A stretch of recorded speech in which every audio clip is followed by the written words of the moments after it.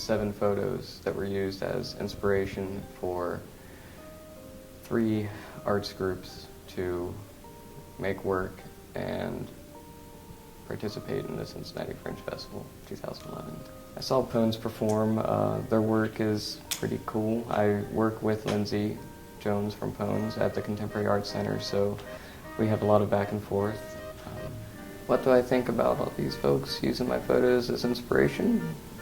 I think it's really, it's more than I could ask for. I graduated with this thesis and had no real idea what to do with it other than, admire it for the years of work that I put into it. And I couldn't really feel comfortable selling it or making some sort of profit just because of all the sentimental emotions attached. So for it to actually be used, and what's more, to be used in the production of art or as a source of creativity, is an extremely rewarding thing, and I cannot thank Lindsay and Pones and the Performance Gallery and Brown Enterprises enough.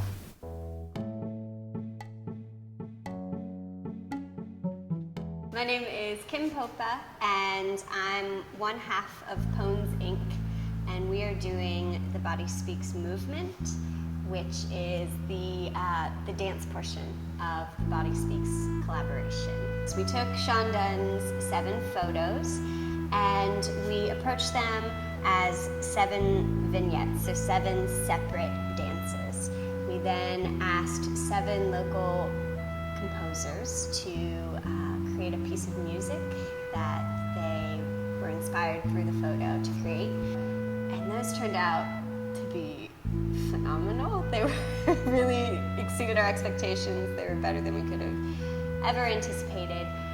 We then really started researching Japanese culture, Japanese tradition, because Sean's photos are based off of calligraphy, Japanese calligraphy. So the bodies are, in these shapes that look like a Japanese character. So we started researching that and became inspired by, for example, there was one picture where the girl looks like her hair is wet. So we started researching the significance of water rituals in Japanese culture. And just kind of continued to snowball from there because we were getting just really horribly inspired by these things that we didn't really know. The significance of a circle in Japanese culture, which is just, there's tens and thousands of different things that it signifies, which are really great. So the 7 dances are split up. There's really no rhyme or reason to it. It involves, it's 2 solos, one dance that involves a trio of guys, another that's a duet, one that involves all 5 of the girls, and then one that's a trio between 2 girls and a guy, and then a duet between 2 girls. So yeah, there's no real formula to it. My name is Matthew Geller, and I'm one of the dancers in 2 vignettes of the Body Speaks movement. It's been a really organic process, but it's been different than a lot of other Pones projects because usually the entire cast or ensemble is working together at every rehearsal, and this one's been slightly different because even though the show is very much based on unity, we've had a lot of separate rehearsals, so it's been very different from a normal Pones Inc. project, but it's been very rewarding. And actually, tonight is the first time we're putting everything together, so we're going to get to watch each other's little vignettes, and it's going to be really exciting and a really cool project. We do have projections that are going to be behind us, because Pones, we like to use a lot of media elements a lot of times, so we're keeping that, but it's definitely the most dance-heavy show we have. We're kind of leaving them slightly open to interpretation. We do have photos that each vignette is based on a photo, and the entire thing is based on Japanese calligraphy, and also a lot of our proceeds are going to the tsunami relief in Japan. So it has to do with Japanese calligraphy, and we have this theme of Japan and disaster and rebuilding and stuff like that. But each vignette is based on a different photo, so it's not necessarily a strict theme. It's just kind of a shape of the body or something like that that we've based each piece on. We're tying each show, we typically do, and we are again, to community outreach. And when we started this show, it was pre-tsunami and pre-earthquake. And literally, I think our first week of rehearsals that happened. So we thought, you know, this is a really great opportunity for us to be able to take this and parlay this tragedy into something positive. So people will be able to donate after any of our shows. They can donate to Global Giving, which is a smaller nonprofit that will take donations for tsunami relief. And then you can also go online and do that as well as part of our show. So our goal is to raise $1,500.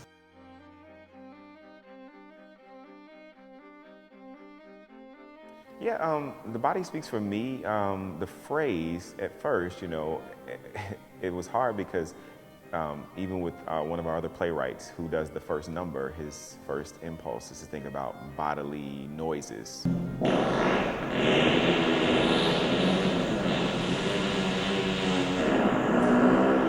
You know, flatulence or something stupid.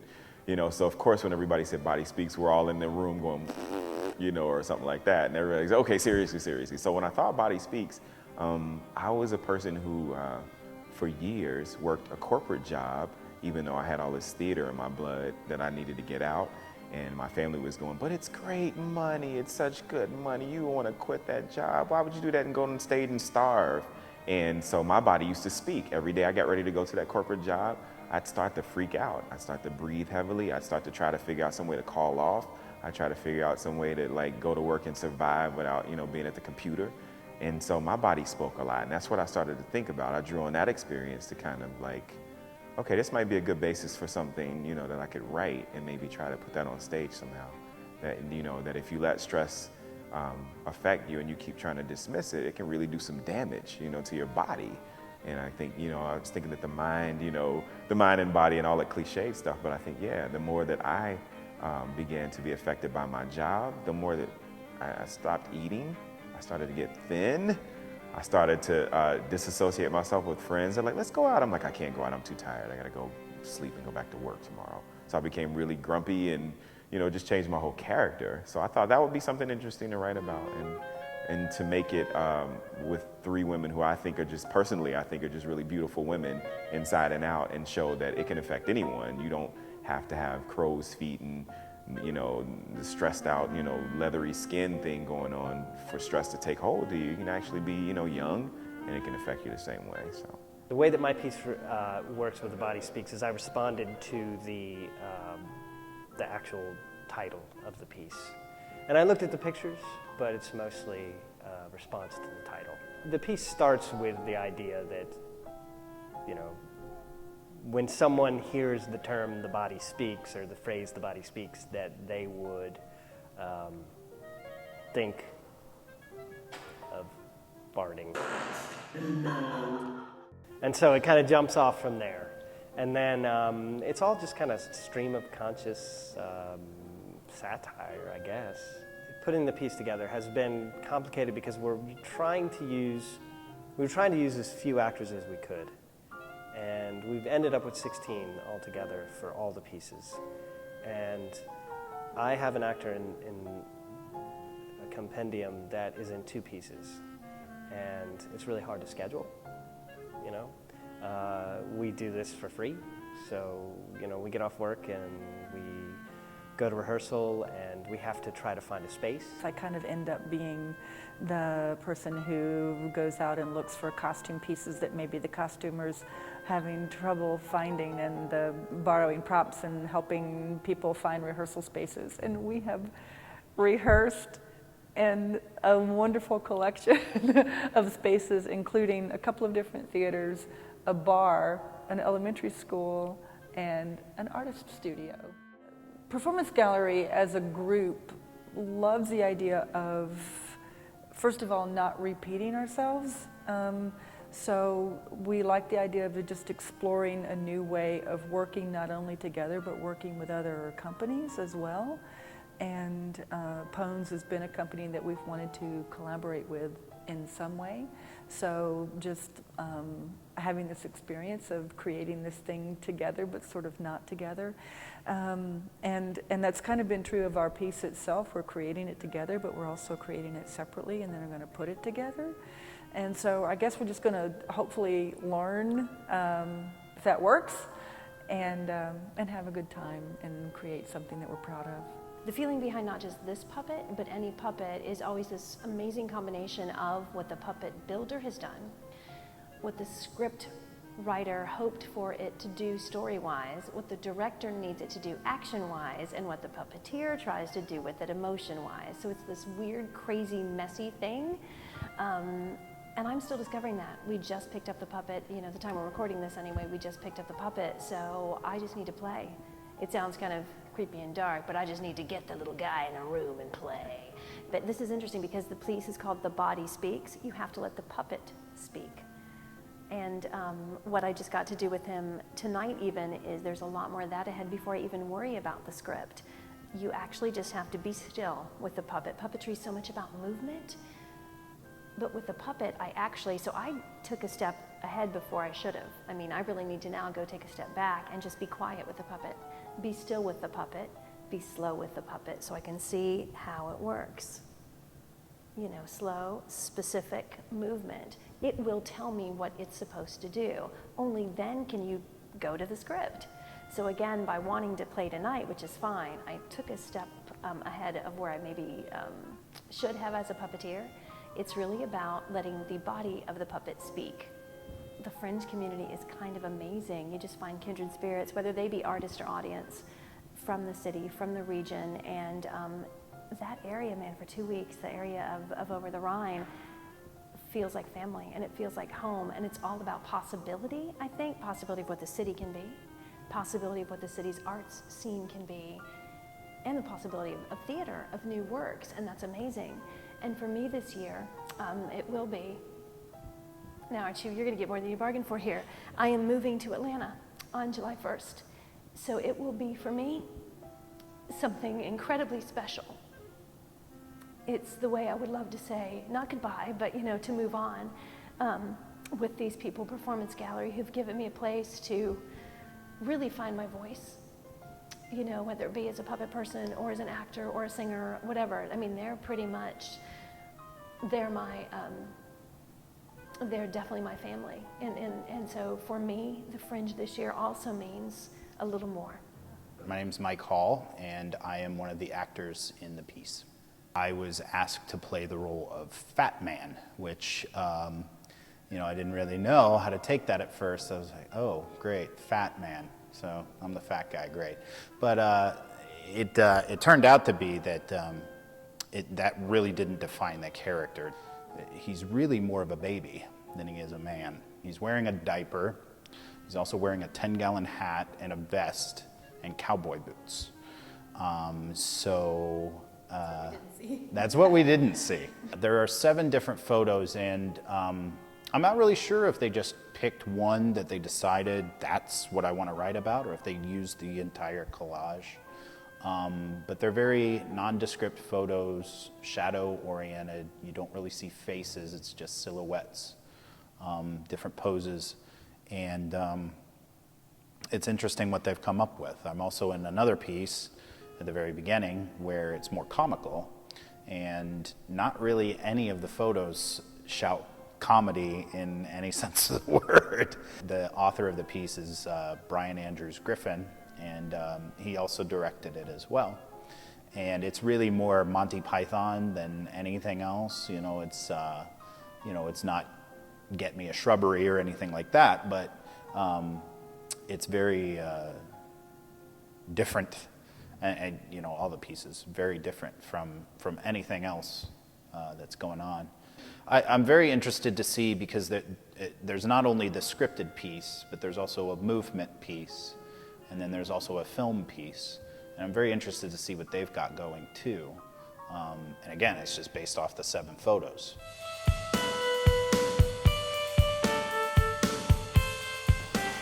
You see that? Hello. Hey. I'm Kenton Brett. I'm the artistic director for Golden Brown Enterprises. And when we were presented the challenge, or being inspired by Sean's pieces, it was the technical side of the photographs that I think we found most interesting, maybe not the conceptual side. And I think that's kind of where we took our cue from, these kind of warm, lighted situations with silhouettes of figures and kind of this play between what's, what's in focus, what's out of focus, what's real, what's not real, what's a shadow and what's an illusion. So we started getting ideas about Thai puppets and Indonesian puppetry, more traditional shadow puppets, which maybe plays in with the Japanese themes surrounding Sean's work. But we made a cute little puppet show out of it. If cute's the right word, I don't know. Cute and creepy. Yeah. It's a cute, creepy puppet show. What's my name? My name is David Jared, and I'm in charge. Basically, we took, stylistically riffed off his warm colors and shadows and adapted that look to our own story and narrative, which is more humorous, I think. It takes some of the themes of female and sexuality and stuff like that, and then kind of perverted it and made it a little more humorous. Just to kind of, I think when you poke fun at something, you expose some other truths about it. I was a puppeteer, and another actor, John Hancock, was the other puppeteer. John Hancock? John Hancock is really his name. He's a great guy. And he signed the Declaration of Independence. That's right. Oh, that's Really big. Yeah, he's over 300 years old. Or 200. How does that work? 1776. I'm not sure. I can't do math. That's why I'm an artist. You want to stabilize that and kind of move this a little bit. You can see that the whole set is opens and there's doors that move on it, and we had some blackout panels so that we could control the light, and really some pretty technical stuff from a seemingly simple set. We have a very a cappella style here at Golden Brown where we make all the sound effects with our mouth. So it's kind of ties in even more to that visceral body connection between the film and Performance. yeah, performance. Certainly pulling ideas from Sean's work while we're at it, so I feel like it's very appropriate. And we've done a couple other films where we've used this kind of mouth style to synthesize doors closing and heartbeats and breathing, and it's a lot of, so it's very rhythmic and very, very vocally based, but trying to synthesize sounds that are not normally produced with the mouth. So it has a very body quality about even the soundtrack. And then certainly there was models of puppets that never made the cut, pieces that just didn't work out, certain mechanics that... Like Gator Boy and Shark Girl. Exactly. I don't know what he's talking about. I think too, the best part of the collaboration hasn't happened yet. And that's going to be when all the work's in one space, and you kind of get to draw your own conclusions from seeing the different pieces. I think that's, we have kind of a history of doing collaborative work, and I think that's always the fun thing, and that's what, you have to encourage people to come out and see that, because it's like, when one group produces something, it's very slanted. But when you see work produced by multiple people and put into the same space about a certain theme, you get all these different perspectives that kind of interweave, but also kind of attack each other and make you think in different ways, and it's almost like a good debate or something.